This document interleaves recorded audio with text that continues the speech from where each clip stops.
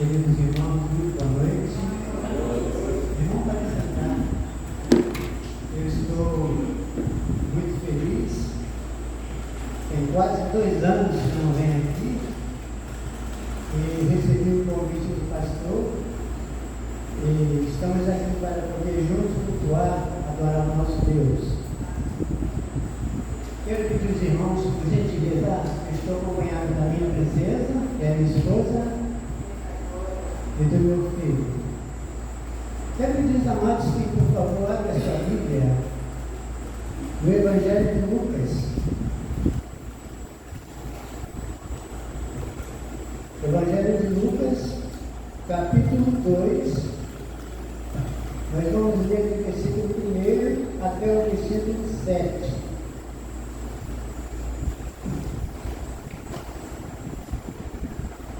Lucas, capítulo 2, de 1 a 7. Eu vou estar lendo, meus irmãos, por favor, me acompanhem. Nós temos tradução diferente. Diz assim o texto da palavra de Deus. Por esse tempo, César Augusto, o imperador, decretou que se fizesse um recenseamento de todo o Império Romano. Esse recenseamento foi feito quando Quirino era governador da Síria. Exigia-se que todos fossem à sua cidade natal para registrar. E como José era da linhagem de Davi, teve de ir a Belém, na Judéia, terra natal do rei Davi. Viajando de Nazaré, da Galiléia, para lá, ele levou consigo Maria, sua esposa, que estava grávida. Estando ali, chegou a hora de nascer o filho dela, e ela deu à luz ao seu primogênito, seu primeiro filho, o menino. Enrolou-o no cobertor e deitou numa manjedoura, porque não havia lugar para ele na hospedaria. Amém, irmãos? Irmãos, todos aí estão respirando bem? Vamos respirar bem, né? Deus, Ele é tremendo, Ele é maravilhoso. Deus criou o homem, a obra perfeita dele, criou o homem, criou a mulher, deu ordens e colocou num lugar maravilhoso que é o Jardim do Éden. De acordo com as orientações de Deus, eles iam viver felizes e para sempre, sem nenhum problema. Só que o homem desobedeceu às ordens do Senhor. Desobedecendo às ordens do Senhor, eles pecaram. A Bíblia diz em Romanos que o salário do pecado é a morte, mas o dom gratuito de Deus é a vida eterna em Cristo Jesus. Quando Adão e Eva pecaram, eles se esconderam do Senhor. E o Senhor veio e disse: Adão, onde estás? E Adão estava escondido. Aí então, quando eles relataram para Deus que a serpente havia enganado, e eles então comeram do fruto do conhecimento do bem e do mal, Deus ali fez uma promessa. Ele disse que do ventre da mulher ele levantaria um e esmagaria a cabeça da serpente. Irmãos, os planos de Deus não podem ser frustrados. Os planos de Deus para o homem é um plano perfeito. Com isso, então, ele ia levantar alguém que seria nascido de uma mulher para esmagar a cabeça da serpente. E eu quero falar para os irmãos nessa noite sobre um tema bem assim: não há vaga.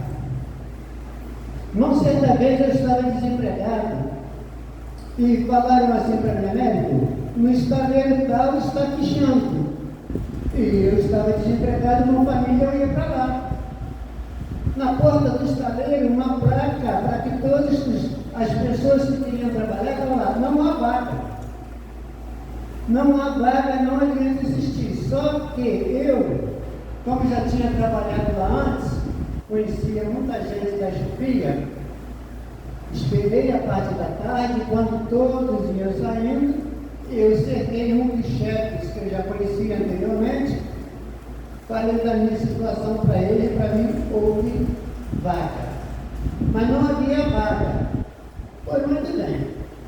Irmãos, as autoridades, todas as autoridades estão sob controle do nosso Deus. O que acontece? A Bíblia diz que o imperador, ele fez um censo, ele deu uma ordem para fazer um recenseamento. Qual era o propósito desse recenseamento? Era fazer uma contagem de todo o povo romano. Ele queria saber quantas pessoas tinha morando naquela região. Por quê?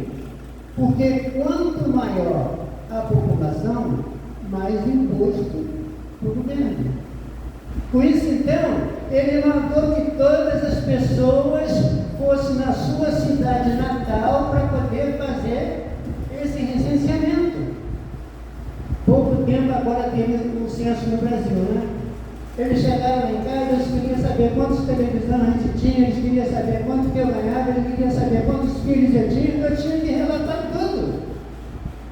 Nesse recenseamento, o imperador ele ia ficar sabendo de cada pessoa que morava naquela região. Com isso, ele ia saber se no cofre dele ia entrar mais dinheiro ou não. Por isso que ele mandou fazer. E ele disse então que se fizesse esse recenseamento de todo o Império Romano. E qual era a exigência? Que todos fossem na sua terra natal, diz o versículo 2. Todos precisavam ir. Interessante que José e Maria moravam em Nazaré. Só que José, ele é da descendência de Davi, terra natal onde é? Belém. Mas se a ordem é do imperador, tem que ir. É como se eu morasse aqui e eu fosse da cidade de São Paulo, eu teria que ir lá. Então o que José faz? Ele vai sair de Nazaré para ir a Belém para poder fazer o registro. Só que José, ele está casado. Só que José tem uma esposa que está grávida. Mas ele não foi sozinho. Ele foi com a esposa. Ele tinha que ir com a esposa. E como é que era a viagem? Os irmãos já pararam para pensar na cena? O meio de transporte. Qual era o meio de transporte? Eu fiz algumas pesquisas. Irmão, o meio de transporte não tinha ônibus. Não tinha ônibus. Não tinha táxi. Não tinha Uber. Como ir de Nazaré até Belém? Eu fico imaginando Maria bem avançada já na sua gravidez. E ali agora, José, como é que nós vamos? Você precisa ir. E, de acordo com as pesquisas que eu fiz, eles foram no burro. Quem já andou a cavalo aqui? Levanta a mão, por favor. 4 pessoas. Imagina você viajar de Nazaré para Belém em cima de um burro grávida. Naturalmente você não vai sentado igual os cavaleiros, você deve ir de lado. Qual a distância de Nazaré até Belém? Os irmãos têm uma ideia? De acordo com as pesquisas que eu fiz, alguns dizem que é 157 quilômetros, outros dizem que é 160 quilômetros. Imagina você passar esse tempo, quase na hora de ganhar bebê, montado num burro. Tinha burro, cavalo Amém. O cavalo era para quem tinha mais poder aquisitivo. Era muito caro ter um cavalo. O burro, um pouco mais em conta. O camelo mais caro. Só que eles precisavam chegar a Belém. E tinha um período, irmãos. E de acordo com a pesquisa que eu fui vendo, a viagem levou de 3 a 4 dias. Imagine você, perto de ganhar neném, viajar no lombo de um burro 3 dias. 160 quilômetros. É muito chão, é muita distância, é muito desconforto, é uma viagem cansativa. Sabe, amados, Deus tem propósitos maravilhosos para nós, assim como Ele tinha para Maria e para José, só que na nossa caminhada, às vezes acontecem coisas que nós nem imaginamos. Não é tudo mar de rosas. Às vezes nós pegamos um momento difícil que achamos que não vamos conseguir, mas Deus é fiel e Ele tem promessa. Os planos de Deus nada pode impedir. Eles tinham que levar água, eles tinham que levar um lanche, eles tinham que levar alguma coisa. E no meio da noite, nessa trajetória, eles dormiram onde? Diante da luz da lua. Então, irmão, José ele não foi só, ele levou Maria, que já estava grávida, diz o versículo 5. E é interessante que depois de 3 dias de uma viagem cansativa, eles chegaram a Belém. Irmãos, eu estou muito preguiçoso. O irmão vai entender. Eu quero ir lá na rua comprar alguma coisa. Eu quero um carro e vou. Eu não vou dizer, eu quero um carro e vou. Eu vou lá no sacolão. Eu poderia ir a pé, fazer exercício, trazer a bolsa na mão. Não, eu pego o carro e vou. Ontem, nós fomos dar uma voltinha em Campo Grande, andamos aquele calçadão. Quando nós chegamos em casa, estava minhas pernas doendo muito, andei o dia todo. Agora imagina você 3 dias montado num burro para andar 160 quilômetros. Quando você chega no seu destino, qual é a vontade que te dá? Esticar as pernas, né? Tomar um banho, relaxar. E ali então, Maria sente que está chegando a hora dela dar a luz. E ela diz assim para José: amor, nós temos que procurar um lugar para a gente poder relaxar. Estou com as minhas pernas doendo, olha minha barriga como é que está. Estou cansado da viagem, quero tomar um banho, quero trocar de roupa. E José fala para ela: querida, vamos procurar um lugar. Vamos procurar um lugar. E eles então foram. Só que o decreto do imperador foi para todos. Com isso, a cidade de Belém ficou cheia. Várias pessoas que eram de lá, mas moravam em outra cidade, tiveram que ir. Quando a Maria e José chegaram à cidade de Belém, a cidade estava cheia. Muito bem. Então eles saíram. E eles foram então à hospedaria, bateram uma porta. E o dono da hospedaria falou: não há lugar. Tem lugar para a gente, nós chegamos de viagem, estou prestes a dar luz. Há uma vaga para uma família? Está esperando beber? A resposta é: não há vaga. Mas acontece, amados, que a palavra de Deus ela tem que ser cumprida. Um dos profetas menores, profetas menores, ele havia profetizado que Jesus haveria de nascer em Belém. Então, esse censo que o imperador mandou fazer não foi por acaso. Porque se ele não fizesse esse censo, José não teria ido para lá, não tinha necessidade. Mas, para que se cumprisse a palavra do nosso Deus, eles foram para lá.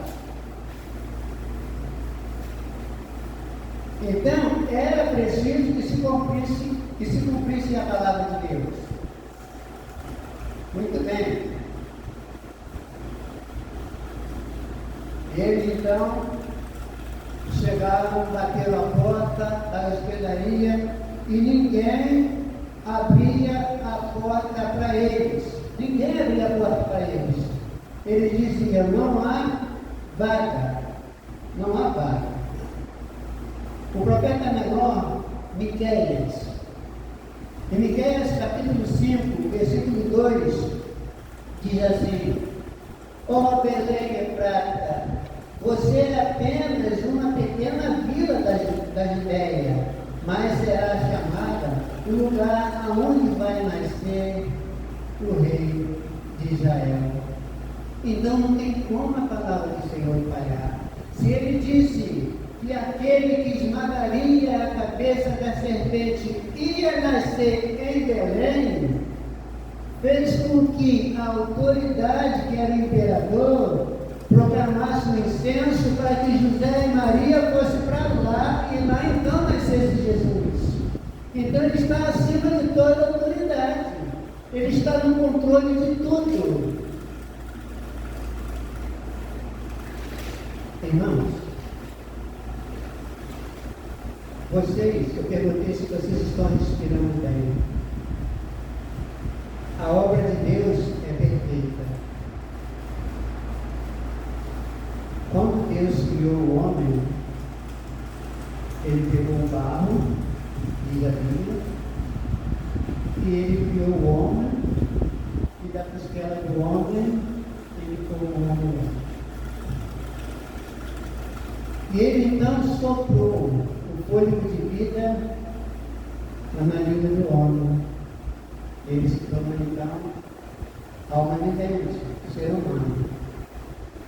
E é interessante que nós respiramos, o nosso pulmão puxa o oxigênio, solta o oxigênio e nós vamos vivendo. Mas eu vou te fazer uma pergunta. Você consegue ficar sem respirar 1 hora e continuar vivo? 10 minutinhos você consegue ficar sem respirar? Então você sabe que o oxigênio é fundamental para que você se mantenha vivo. Eu não consigo viver sem oxigênio. Eu preciso do oxigênio para respirar, para eu ficar vivo. O seu chefe não é Billy Graham, ele disse que nós poderíamos comparar Jesus com o oxigênio. Por quê? Porque sem o oxigênio não tem vida, você morre. E sem Jesus não tem vida, você morre. Então, o que nós precisamos? De oxigênio para poder respirar, poder viver. E nós precisamos de Jesus para poder viver pela vida eterna. Irmãos, é interessante que nós estamos no ano de 2024. Tem pouco tempo que Jesus passou por aqui, né? Tem pouco tempo. E a desobediência do ser humano cada vez vai aumentando mais. Os irmãos podem perceber que hoje o que preenche o coração das pessoas? Tem tanta coisa que o mundo oferece que as pessoas estão com as suas vidas e seu coração cheio. E é interessante que pela hospedagem lá está cheia, não tinha vaga para Jesus nem a sua esposa, muitos corações hoje também estão cheios e não há espaço para Jesus. Essa é uma realidade. Só que tem uma diferença.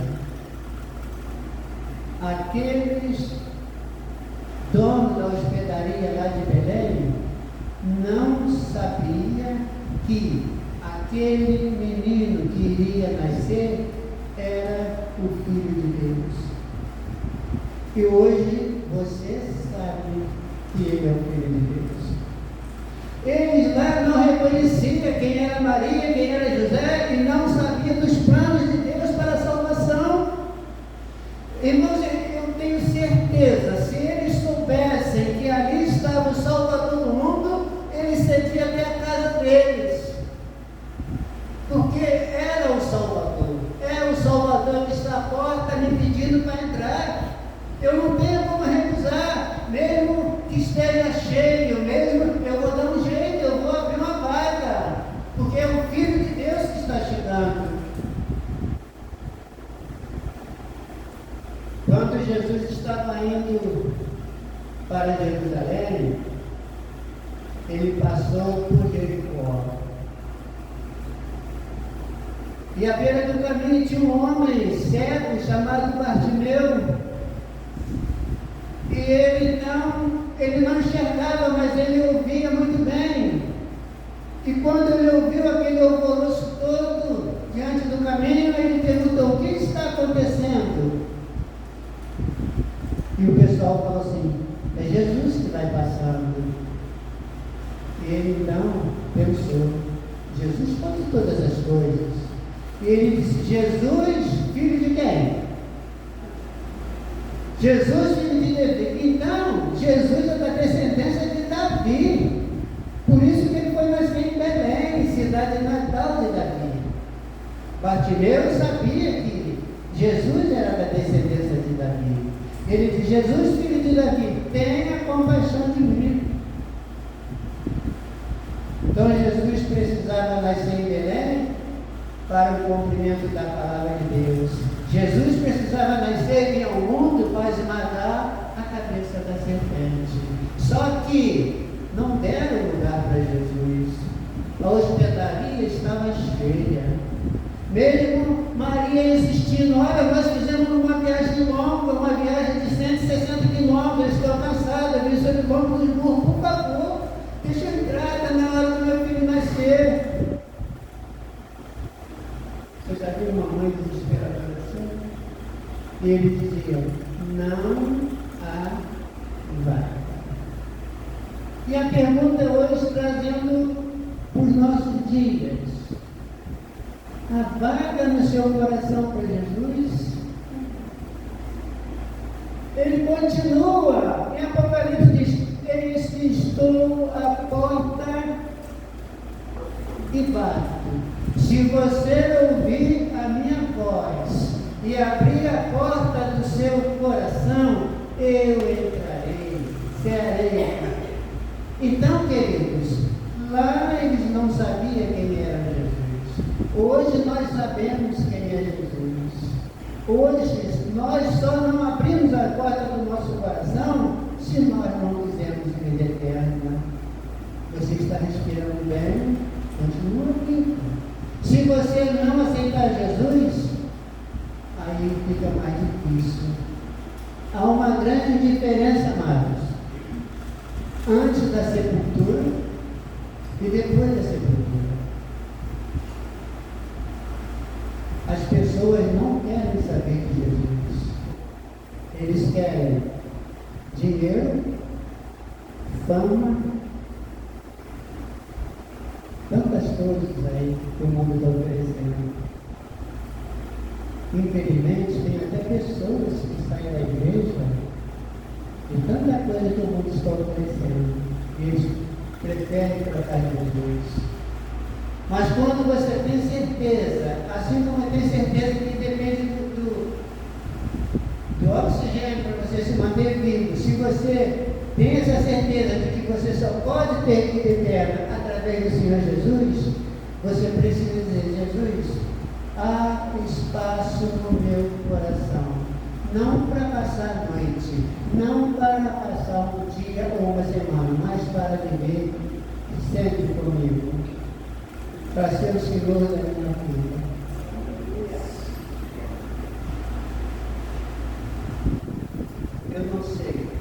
Eu não sei mesmo se aqui tem alguma pessoa que ainda não entregou sua vida para Jesus. Não sei.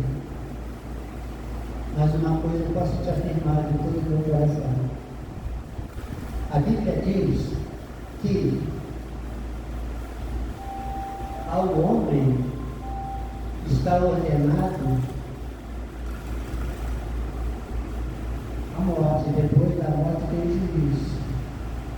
Quando a gente fechar os olhos aqui nessa terra, nós vamos ser julgados pelo juiz.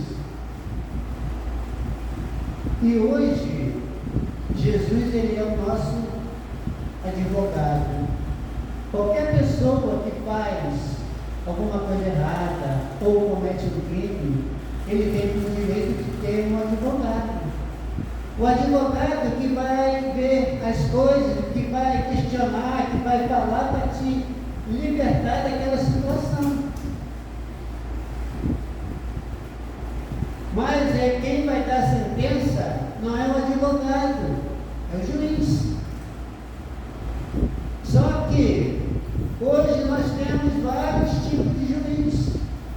Nós temos o juiz que é verdadeiro, nós temos o juiz que aceita dinheiro, é desse jeito. Mas a Bíblia diz que Jesus, ele é o justo juiz. Quando nós passarmos para o outro lado da sepultura, nós vamos nos encontrar com o juiz, que é Cristo.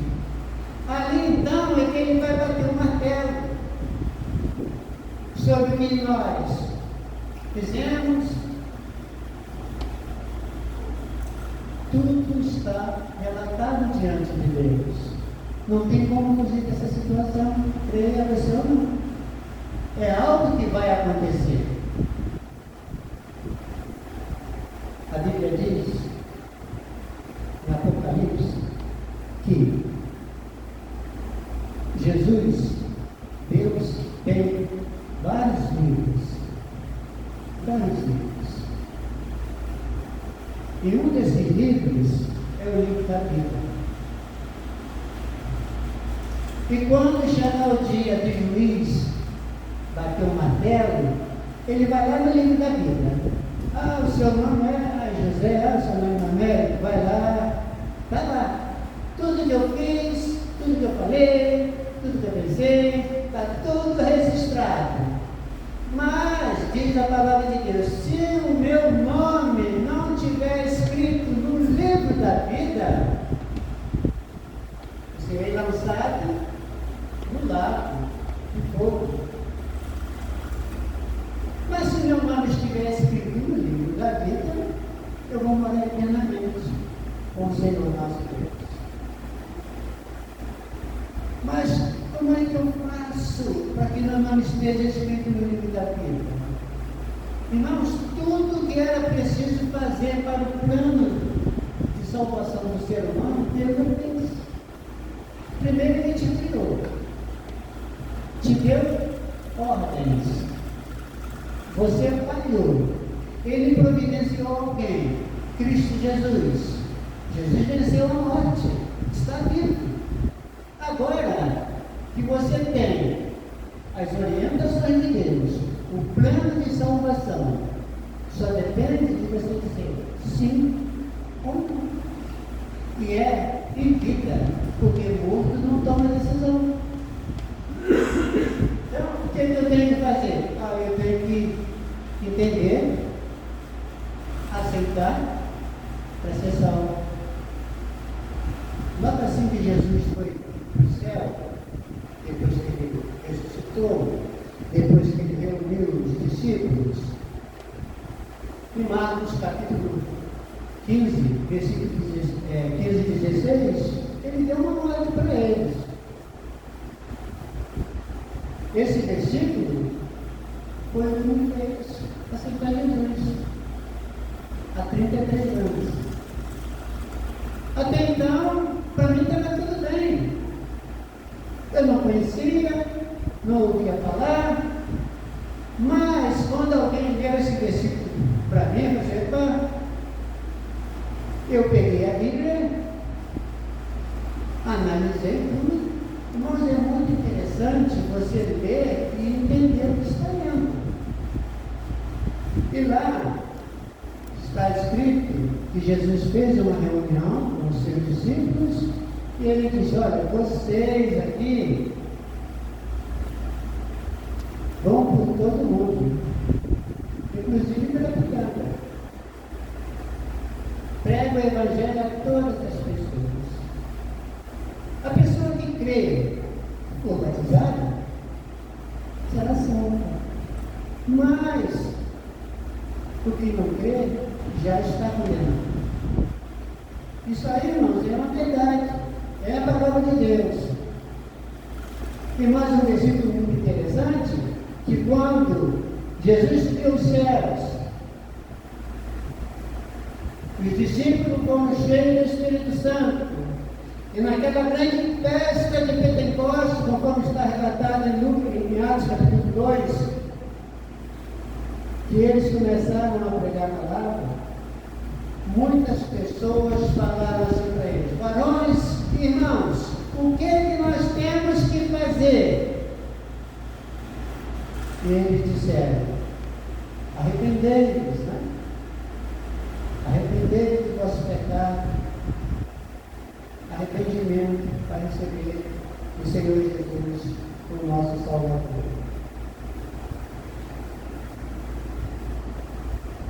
Irmãos, como é que está o seu coração? Há uma batalha com Jesus?